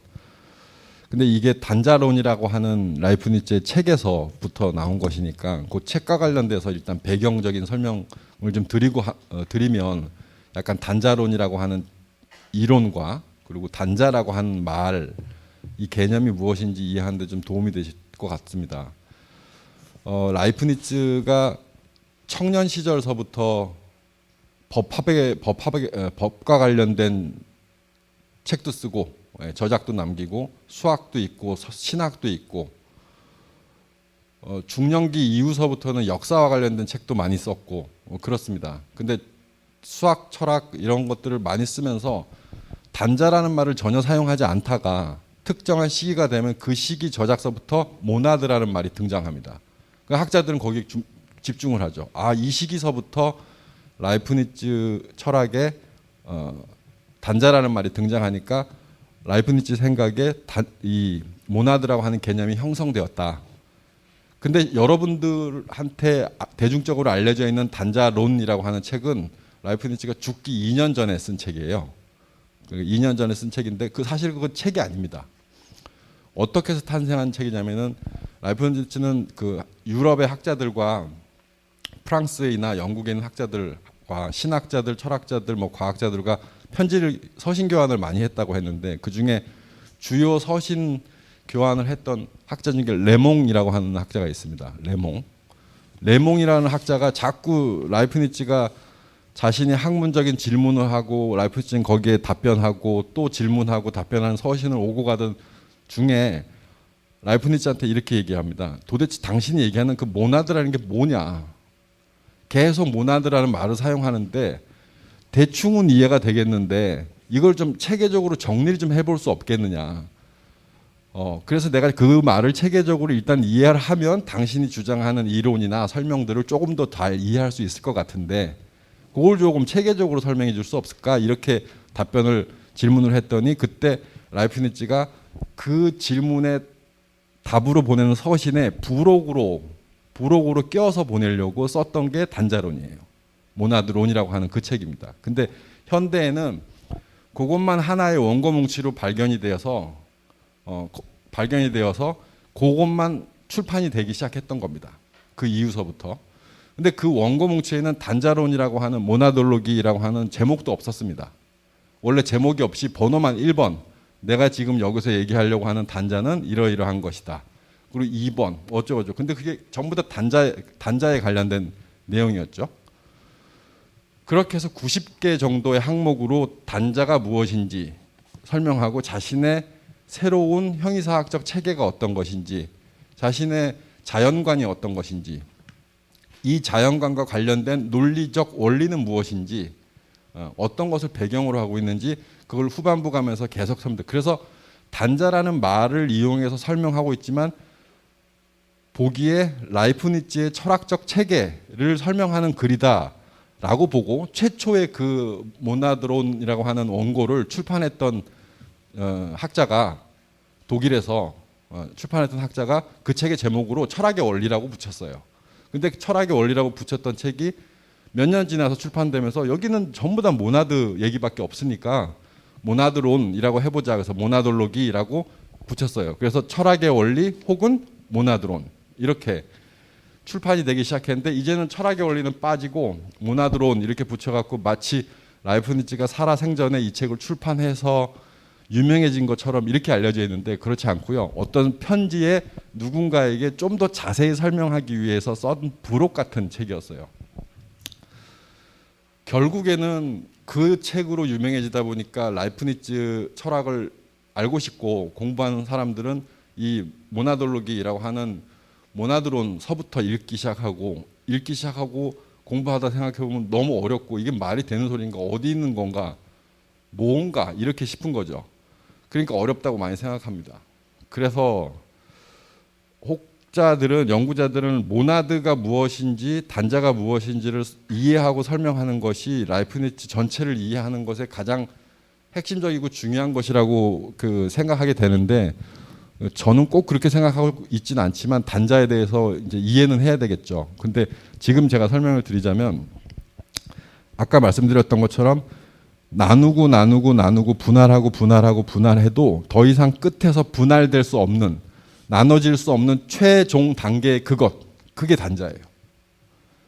라이프니츠는 다른 사람들이 원자는 존재하지 않는다라고 원자가 존재한다고 주장하는 학자들한테 아니다. 너가 얘기하는 그 아톰이라고 하는 원자를 거기서 나누지 못하고 더 이상 여기서 멈춰야 해야 할 이유가 뭐가 있냐? 원인이 없다. 근거가 없다. 그것도 더 나눠질 수 있다라고 생각하면서 너가 얘기하는 아톰은 원자가 아니다. 그래서 세상에 원자는 존재하지 않는다라고 해놓고 결국 자신이 설정한 모나드라고 하는 것, 유일한 하나라고 하는 것이 자연의 진정한 원자다. 이렇게 주장합니다. 더 이상 나눠질 수 없는데 결국에는 더 이상 나눠질 수 없는 최종적인 어떤 하나의 단위이죠. 그럼 세상에 이게 실제로 존재하지 않는지는 경험할 수가 없죠. 개념이에요, 개념. 근데 개념이라고 하는 것 안에 온갖 자연을 설명하는데 필요한 요소들을 다 담아놨습니다. 다 담아놨어요. 그래서 이것이 수학을 연구하는 학자들이 보기에는 이건 수학에서의 최종적 단위, 그 수학적 개념으로서 모나드라고 이해합니다. 수학적 모나드 이런 용어를 씁니다. 실제로 학자들은. 근데 거기에 뭐도 담겨 있냐면요. 자연을 구성하는 최종 단위라고 이해하는 것뿐만 아니라 그 자연 안에 있는 것 중에서 가장 본질적이고 핵심적인 게 뭐예요? 생명의 가장 근원적인 단위도 모나드다. 이렇게 설명을 합니다. 그래서 살아있는 모든 것은 모나드로 구성되어 있다. 이런 주장을 하게 되는 거죠. 살아있는 모든 것은 모나드로 보는 것. 그러면 그 모나드의 성격이 어떤 것들인가 이걸 잘 이해를 해보면, 물론 어렵지만요, 이해를 해버리면 요즘에 뭐와 같냐면요, 유전자가 갖고 있는 성질하고 비슷합니다. 라이프니츠가 설명하는 모나드의 생물학적 성질은 현대 의학의 발달 때문에 발견하게 된 유전자, 그 이기적 유전자라고 하는 그 도킨스가 쓴 책 있죠. 거기에 나타나는 유전자를 설명하는 그 설명 언어하고 유사한 점이 굉장히 많습니다. 생명이라는 것이 그런 식의 성질과 성격을 가져야 된다고 생각하니까 그 그러니까 생명의 근원적인 단위를 모나드라고 지칭하고 설명을 했겠죠. 그러니까 생물학적 기본 단위도 될 수 있고 자연학적 기본 단위도 될 수 있고 수학적 기본 단위도 될 수 있는 게 모나드예요. 그러니까 이게 이렇게 보면은 어떻게 알 수 있냐면, 라이프니츠는 전 우주, 전 자연을 설명하기 위한 자신의 우주적 자연적 체계 혹은 형이사학적 체계를 만들면서 그것을 구성하고 있는 가장 기본적인 단위로 그 이름을 모나드라고, 단자라고 짓고 단자에 이러이러한 성격을 부여했어요. 이러이러한 성격을 부여한 걸 보면 단자라는 게 어떤 것이라는 걸 알게 되는데, 거기에는 또 수학적인 특징도 있고 수학적 모나드도 있고 생물학적 모나드도 있고 기계적 역학적인 모나드도 있고 운동을 한다는 거죠. 여러분들 쉽게 설명해서 이런 거죠. 어디 가다가 그 곤충이나 이런 것들 있으면 살았나 죽었나 그러면 어떻게 확인해 보세요? 움직이나 안 움직이나. 그렇죠? 스스로 운동할 수 있는 게 모나드예요. 세상에 모든 존재하는 물체나 물질들은 스스로 운동하지 못합니다. 근데 모나드는 스스로 운동할 수 있어요. 그렇게 성격 규정을 그렇게 해놨어요. 그래서 모나드는 스스로 운동할 수 있는 것, 즉 살아있는 것, 생명의 가장 근원. 이렇게 설명을. 모든 필요한 자연 철학적 혹은 자연학적, 형이사학적 체계에 필요한 것들을 다 모나드에 심어놓고 모나드란 이런 것이다라고 해서 모나돌로기 해서 책을 이렇게 90몇 개의 항으로 이렇게 책을 쓴 겁니다. 현대에 철학적 관점만 갖고 있는 학자들이 그 글을 보면 너무 복잡하고 서로 이게 정합적으로 맞는지 안 맞는지를 확인할 수가 없기 때문에 너무 어렵고 파악하기가 어렵다고 생각하는데, 생각하게 되죠. 그게 자연스러운 현상인 것 같습니다. 그래서 저도 궁극적으로 라이프니츠가 단자가 무엇이다라고 정의하는 것이 있다면 그것을 가지고 뭐라고 규정할 수 있을 때까지 연구를 해보는 게 목표인데요. 그러니까 라이프니츠 철학을 이해하는 최종 목표가 단자를 이해하는 것이다, 이렇게 생각할 수 있는 겁니다. 근데 지금까지 제가 말씀드리는 것은 그런 정도의 성격을 갖고 있는 최종 단위다, 최소 단위다, 이렇게 말씀드릴 수 있을 것 같습니다. 너무 길었습니다. 일종의 만능 소스 같은 것 같네요, 느낌이. 맞습니다. 네, 여기도 넣으면 되고 여기도 넣으면 다 될 수 있는. 첫 번째 질문부터 굉장히 묵직했습니다. 두 번째 질문도 만만치 않은데, 강도기 선생님 두 번째 질문이 라이프니츠의 형이상학 서설과 칸트의 형이상학 서설의 차이점이 있다면 무엇일까요? 일단은 형이상학 서설이라는 제목이 같기 때문에 조금 다루고 있는 내용도 비슷하지 않을까, 이런 궁금증도 있으실 것 같고, 제목이 같다라는 특징 때문에 질문을 하셨는지 모르겠습니다. 제가 설명드릴 수 있는 정도는, 라이프니츠의 형이상학 서설이라고 하는 때의 서설은 디스쿠스 그 메타피지크라고 하는 말의 번역인데, 그때 그 디스쿠스라고 하는 것을 서설로 번역한 건데요. 칸트의 형이상학 서설은 조금 다릅니다. 조금 다르죠. 그 서설이란 말이 조금 한국말로 번역을 했지만, 이 프롤레고메나라고 해서 현대에는 거의 사용하지 않는 말인데요. 그 프롤레고메나, 주 예덴 쭈쿰프티겐 메타피직이래. 그 미래 형이상학에 대한 서설, 이렇게 이제 번역하거나 프롤레고메나를 좀 특별한 의미를 부여한다면은 다르게 번역할 수도 있을 것 같습니다. 근데 그 이 책을 쓴 목적과 담고 있는 내용이 약간 차이가 나는 것이, 라이프니츠는 청년기서부터 여러 가지 여러 생각들을 쓰는데, 이 라이프니츠라고 하는 학자가 연구하기 조금 불편한 학자인 이유 중에 하나가 현대의 책이나 혹은 적어도 그 당시에 있었던 데카르트가 쓴 책들처럼 독자들에게 읽히기 위해서 책을 쓴 게 아니에요. 그러니까 출판사한테 나 이거 출판해 주세요. 의뢰해서 책이 출판된 거는 2권밖에 없습니다. 라이프니츠가 쓴 책 중에서. 근데 다른 원고들은 뭐냐? 다 자기가 공부하고 흔적을 남긴 거죠. 그러니까 어떤 학자는 심지어 이렇게 얘기합니다. 자기가 스스로 보기 위해서 기록한 것이다. 그게 기록이 다 남아있다 보니까 어떤 것들은 한 권의 뭉치로 모여갖고 한 권으로 출판이 되기도 하고 현대에 이르러서 그렇게 된 거죠. 과거에는 그렇게 되지 않았다는 겁니다. 그렇게 여기저기 흩어져 있었던 그런 작은 글들을 이제 머릿속으로 하나로 정리를 한 겁니다. 정리를 해서 이거는 뭐 출판을 목적으로 하진 않았는데 자신의 형이사학 체계를 정리를 해보자라는 생각으로 쓴 글이 형이사학 소설이고요. 그것도 1번, 2번 이렇게 번호가 붙어 있죠.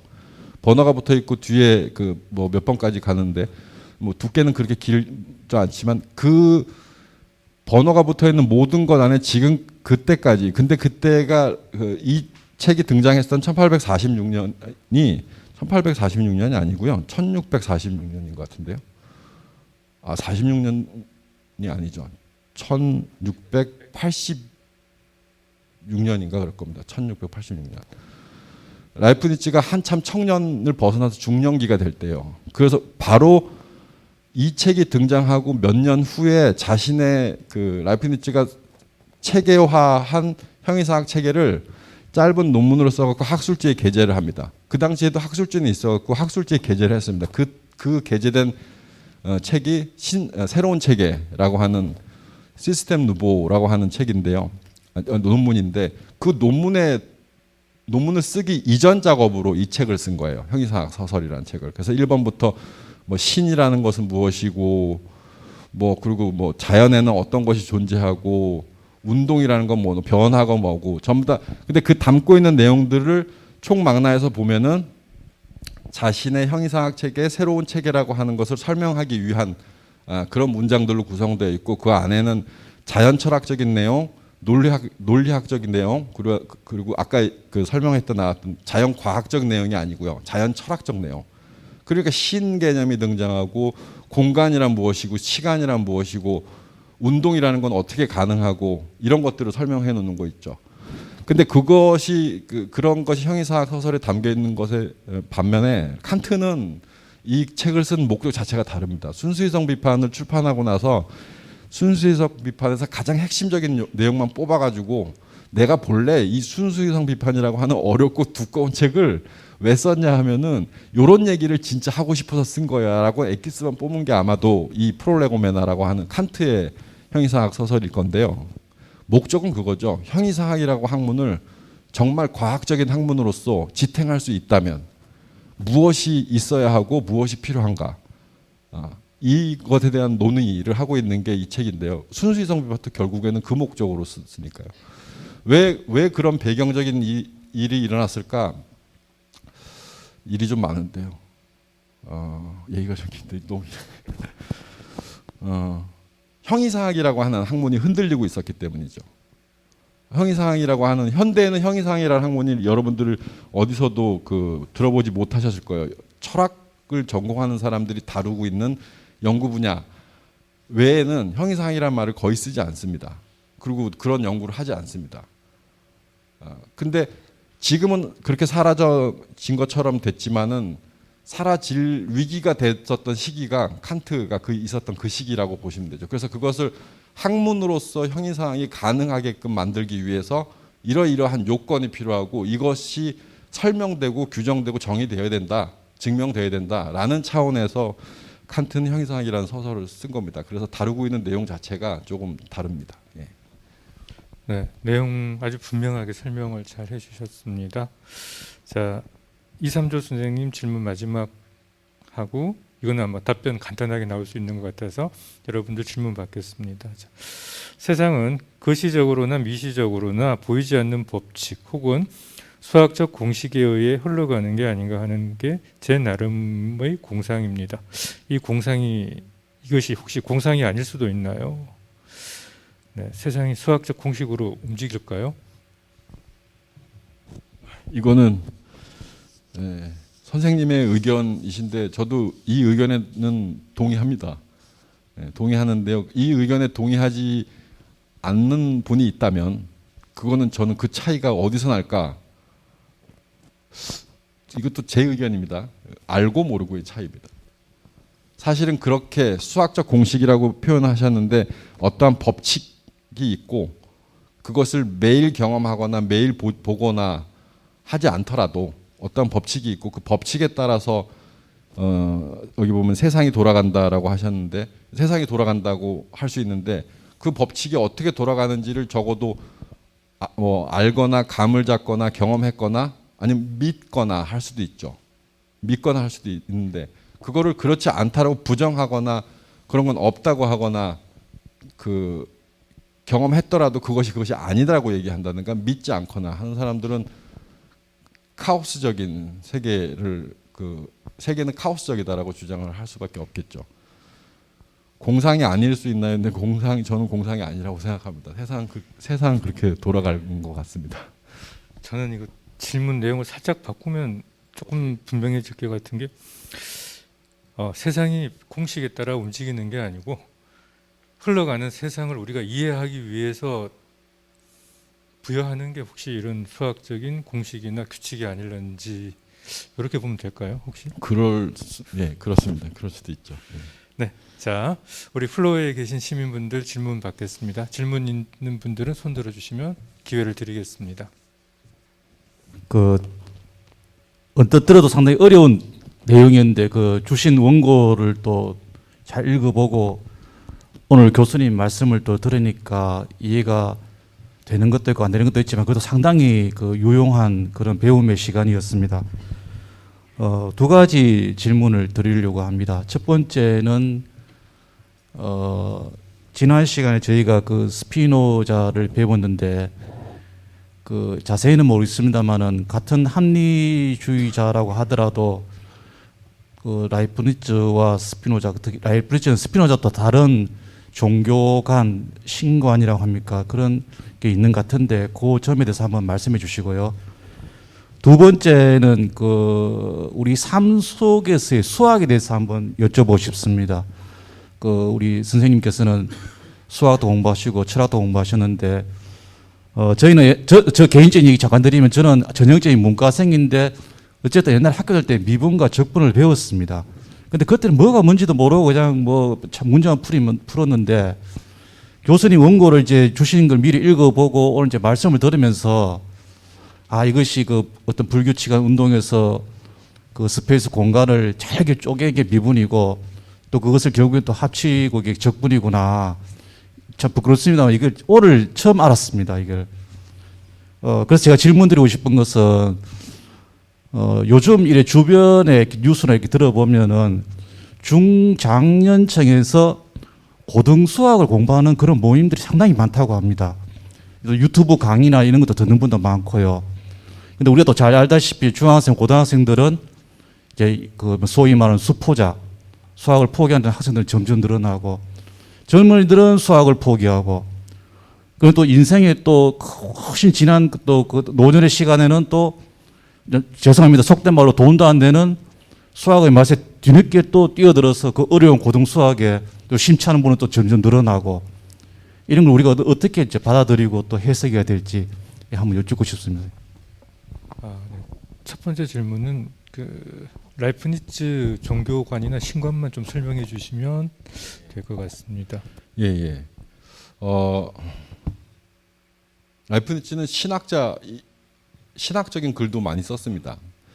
근데 배경이 해석이 좀 분분한데요. 이 사람이 정말 진정한 기독교 신자였을까? 그 당시에 독일은 카톨릭이 아니고 기독교, 개신교가 종교개혁이 일어난 이후이니까 예전에 베를린에서 공부할 때 콜로키움 하면서 그 얘기도 한번 농담 삼아 장난 삼아 나온 적이 있었는데 그래서 공부를 더 많이 하신 저희 지도 교수님이 라이프니츠 매주 교회 안 갔다 이 한마디로 그냥 얘기가 끝날 정도로 진심으로는 그러했던 것 같은데요. 신에 대해서 근대 철학자들은 제가 이해하기로는 종교적 신을 그렇게 믿지 않았다고 생각합니다. 그냥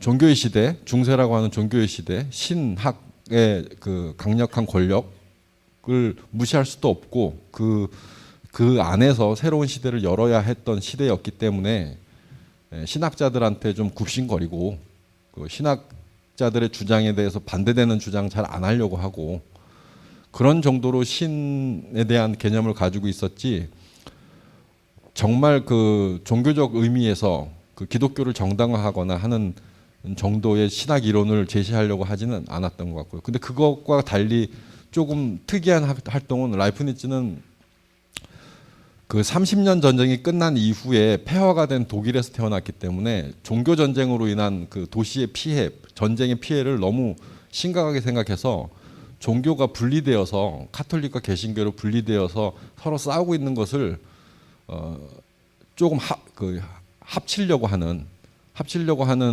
그런 방향으로 연구를 많이 해서요. 이런 것들이 있습니다.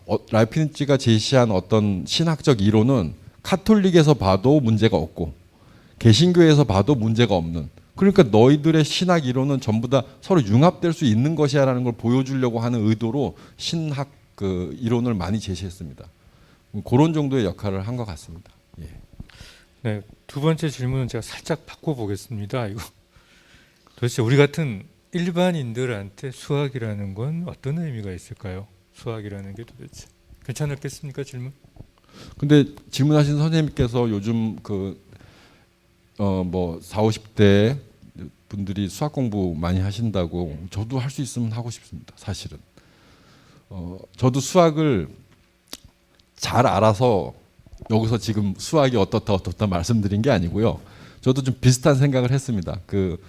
어떤 거냐면 저는 뭐 고등학교 때, 중학교 때 수포자 정도는 아니었지만 수학을 그리 좋아하지 않았는데요. 오히려 그 언어 쪽에 조금 더 나은 결과가 나타나서 그쪽을 좀 집중하다 보니까 그랬던 것 같습니다. 근데 이후에 공부하면서 내가 정말 좋은 수학 선생님을 만났으면 내가 수학 잘했을 것 같다라는 생각은 했습니다. 왜냐하면은 철학을 공부하지만 근대 철학을 공부하다 보면은 수학에 대한 얘기가 텍스트에 안 나올 수가 없는데요.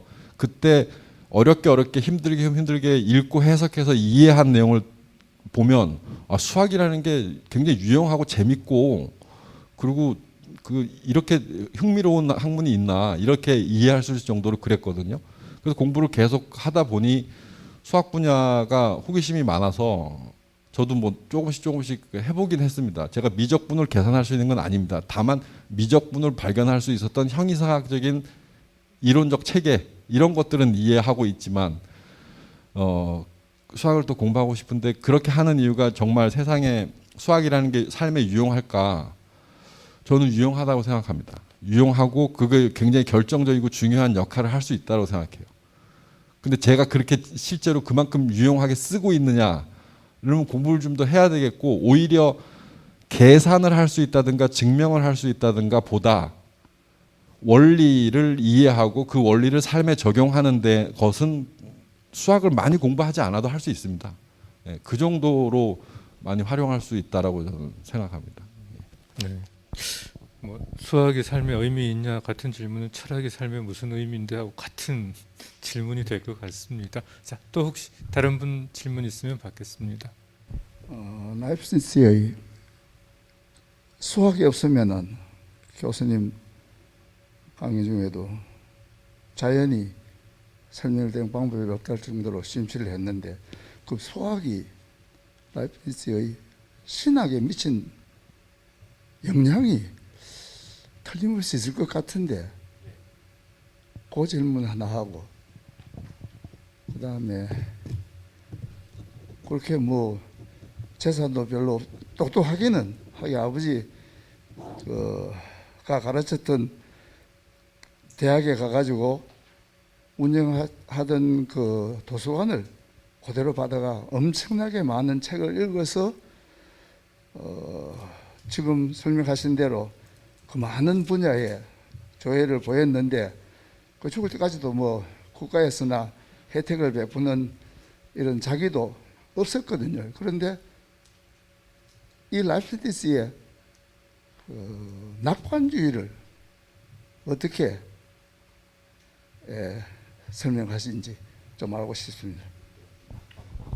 첫 번째 질문은 수학이 신학에 미친 영향이 어떤 것인가 설명해 달라는 것이었고요. 두 번째는 아마 우리 질문하신 선생님께서는 라이프니츠가 굉장히 낙관적인 낙천적인 삶을 살았다라고 보시는 것 같은데 이러한 라이프니츠의 삶의 태도에 대해서 어떻게 보시는가 이렇게 정리하면 될 것 같습니다. 굉장히 무게가 중압감이 느껴지는 질문인데요. 수학이 신학과 어떻게 연결될 수 있는 지점이 있을 수 있지 않겠느냐라는 그 생각이 현실화된 것이 이진법입니다. 이진법은 1과 0으로 모든 그 십진법의 계산을 다 할 수 있는 것이잖아요. 예. 그러니까 예를 들면 1은 존재고 0은 비존재. 그거의 반대라고 한다면 1은 신이고 나머지는 신 외의 것. 이렇게 구별할 수 있는 아이디어가 연결이 되었다고 봅니다. 그걸 직접적으로 언급하는 대목이 있습니다. 그 서신 같은 데 보면 한 대목 그런 게 나오긴 나오는데요. 그렇다고 해서 그런 어떤 신에 대한 관념을 통해서 이진법을 개발하거나 발견한 건 아니라고 하지만 그렇게 연결시켜서 그 표현하는 문구를 보긴 했습니다. 오히려 이진법의 발견은 요즘의 연구로 치면은 중국 주역을 보고 했다라고 하는 그런 연구가 더 흥미롭게 여겨지는 것 같습니다. 낙관주의 말씀하셨는데요. 약간 다르게 봐야 할 지점이 옵티미즘이거든요. 옵티미즘. 근데 옵티미즘은 낙관주의가 아니고 최적주의예요. 최적주의. 라이프니츠가 이런 얘기를 합니다. 지금 우리가 살고 있는 기독교의 신이 지배하고 신이 창조한 이 세계는 가능한 모든 세계 중에서 가장 최선의 세계다. 이런 주장을 하기 때문에 라이프니츠의 낙관주의라고 하는 번역으로 옵티미즘을 얘기하는데 옵티미즘이라고 하는 말이 낙관주의라고 하면 모든 것을 긍정적으로 보는 그런 세계관이 아니고요. 지금 살고 있는 이 세계가 그리고 신이 창조한 이 세계가 최적화된 세계다. 이것을 주장하는 겁니다. 그러니까 최적화됐다는 얘기는 그 안에는 그 라이프니츠의 신학적 저작 중에서 변신론이라고 하는 저작 중인데 신이 정당하다라고 하는 것을 그 변론하기 위해서 쓴 책인데요. 세상에 왜 악이 존재하느냐 이 문제도 설명을 해야 되는데 악이 존재하는 것이 선만 있는 것보다 더 최적화된 세계이기 때문에 악이 존재하다라는 것. 이런 설명을 하기 위해서 사용하는 말이 옵티미즘인데 옵티미즘이라는 말을 그 이후에 바로 라이프니츠 죽고 난 이후에 그 볼테르라고 하는 프랑스의 대단히 위대한 학자이자 문학가가 깡디드라고 하는 책에서 그 바로 라이프니츠의 옵티미즘을 비난하면서 세상에 정말 나쁜 것도 많고 무슨 이게 낙관적이냐 이렇게 비난을 했기 때문에 이게 낙관주의라는 말로 많이 알려져 있는데 정확하게 번역하자면 최적화된 세계를 주장하는 겁니다. 그게 정말 최적이냐 아니냐는 의견이 분명할 수 있고 뭐 부정할 수도 있겠지만 라이프니츠가 그 주장으로 의도했던 거는 세상에 무한하게 많은 가능한 세계가 있는데 신이 왜 이 세계만 딱 하나 선택해갖고 창조를 했을까? 신이 그렇게 한 것은 신은 항상 전지전능해야 되기 때문에 전지전능하고 절대 선이어야 되기 때문에 그러한 신이 선택하고 창조한 세계는 최적화된 세계다라고 해서 베스트 벨트라고 하는 주장을 한 거고요. 그렇게 본다면은 그거는 낙관주의라는 거 이해하기보다는 최적화된 세계 혹은 최적주의라고 이해하는 게 더 적합한 것 같습니다. 근데 이렇게 연결시키면 혹시 더 재밌지 않을까 생각해 봤는데요. 요즘에 컴퓨터 프로그램에서 보면은 최적화라는 게 있죠. 핸드폰도 최적화시키고. 왜 그런 최적화라고 하는 그거를 그 개념을 거기에 사용했을까? 그 이진법이란 연산 체계로 돌아가는 컴퓨터도 보면은 어떻게 보면 뭐 낙관적이다 이런 세계를 생각할 수 있는 세계가 아니잖아요. 컴퓨터 안의 세계도. 그러니까 최적화가 필요한 겁니다. 거기엔 나쁜 것도 있어야 되고 좋은 것도 있어야 되고 근데 어느 한쪽이 뭐 많다든가 어느 한쪽이 적다든가 예를 들어서 뭐 하드 디스크와 뭐 그 램과의 그 최적화 상태 뭐 이런 것들을 고려한다면 최적화라는 개념을 조금 더 현실에서 많이 경험할 수 있을 것 같은데요. 특이한 점이 또 그런 것도 있습니다. 컴퓨터 가끔 가다가 오류 나거나 실행하거나 하면 예 아니요 말고 두 개밖에 없죠. 중간이 없잖아요. 예 아니요. 그럼 뭐가 나타났습니다. 예 혹은 엔터를 누르거나 삭제하거나 그러니까 오케이 하거나 삭제하거나 두 가지 기능밖에 없죠. 둘 중에 하나 이진법이 0 아니면 1, 0 아니면 1 이렇게 해서 다 계산되는 세계라는 거죠. 그래서 그것도 좀 연결된다는 생각을 해봤습니다. 예. 네, 이걸 낙관주의라고 하니까 좀 문과 냄새가 나는데 최적주의라고 하니까 왠지 좀 이과적인 것 같죠. 네. 조화를 이룬다. 악이 승리를 못한다. 이걸 보니까 아하 이게 제가 질문 드렸던 이게 낙관주의 모든 게 막 걱정하지 마라. 그래서 제가 낙관주의를 썼는데 교수님 말씀 들으니까 최적화나 결국은 조화를 이렇게 해가지고 악이 득실을 못한다. 이렇게 해석해도 무난하겠습니까? 네 그렇습니다. 최적화라고 그 라이프니츠가 얘기하는 그 말의 의미에는 그렇게 포함되어 있다고 봐야 됩니다. 왜냐하면 신은 악을 창조하지 않았지만 악을 허용했거든요. 악이 실제로 존재하는 세상을 허용했어요. 그리고 왜 필요하다고 허용한 거죠. 필요하기 때문에 허용한다. 그래서 뭐 그런 비슷한 내용을 이런 예를 들어서 설명하기도 하는데요. 라이프니츠가 매일 그 괴롭히던 친구가 갑자기 잘해주면 그렇게 고맙잖아요. 맨날 나쁜 일만 생기다가 하나 좋은 일 생기면 정말 좋고.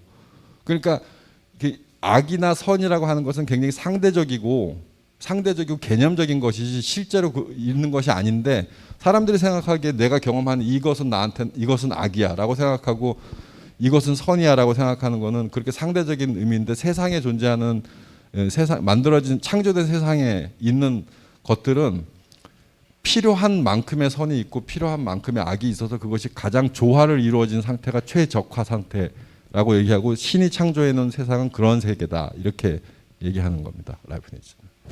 네. 자, 시간이 거의 다 됐는데 혹시 한 분 정도만 질문하실 분 있으면 더 받아보도록 하겠습니다. 아, 감사합니다. 더 안 계시네요. 네, 그러면 근데 실제 서양에서 이 철학사에서 혹은 수학사에서 이렇게 본다 하더라도 이 서양인들의 기본적인 사회 구조는 일이거든요. 존재입니다. 피타고라스에서도 마찬가지고 플라톤도 마찬가지고 그 이후 서양사 전체에서 항상 존재를 최우선으로 이렇게 사유를 했던 사람이죠. 그래서 피타고라스 학파에서도 그 모나드를 일로 이렇게 봤던 거고요. 그런 면에서는 3이 되는 트리아드는 1과 2가 결합할 때 삼각형 완전이 되는 거죠. 종교에서도 삼일체, 삼위일체가 나오는 이유들도 바로 그 수와 관련되어 있는 부분인데 아까 주역이라고 이렇게 표현을 하셨습니다만 실제 수학사에서는 제가 지금까지 이 문헌을 통해서 본 걸로는 서기 6세기죠. 6세기인가 7세기쯤에 인도에서 바로 이 0이라고 하는 숫자를 이제 발견했다고 하더라고요.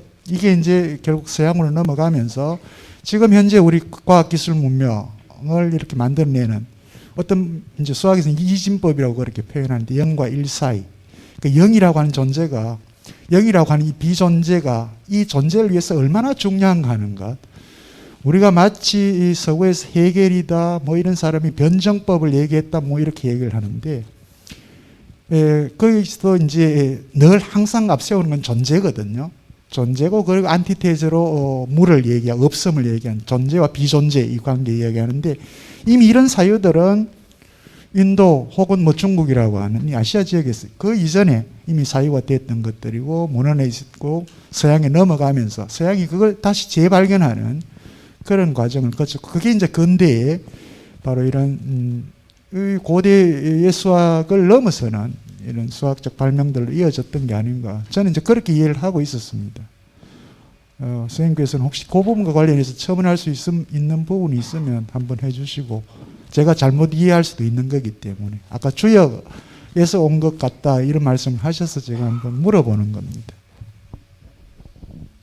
주역에서 온 것 같다라고 하는 연구는요, 크게 활성화되고 있지는 않는데요. 왜냐하면 그냥 문헌상 태극 도설 뭐 이런 거랑 비슷하다라고 보는 것이지, 중국에서 온 주역책을 봤다라고 하는 흔적은 있지만 그걸 토대로 해서 이진법을 만들었다라고 하는 근거가 없어요. 문서적인 근거가 없다는 것이 있고요. 그다음에 일단은 라이프니츠가 중국의 선교사들과 또 편지 교환을 엄청 많이 해서 서신 교환을 한 이렇게 두꺼운 또 평지 뭉치 책이 있습니다. 거기서 주역에 관한 얘기도 하긴 하지만 이진법을 발견한 것과 연결시키는 어떠한 사실 그렇게 신뢰를 받고 있지 못하는데, 학자들은 그게 흥미롭거든요. 왜냐하면은 중국 문헌을 많이 공부했다라고 하는 흔적은 있는 것이 신중국학이라고 하는 책도 라이프니츠가 말년에 죽기 전에 썼거든요.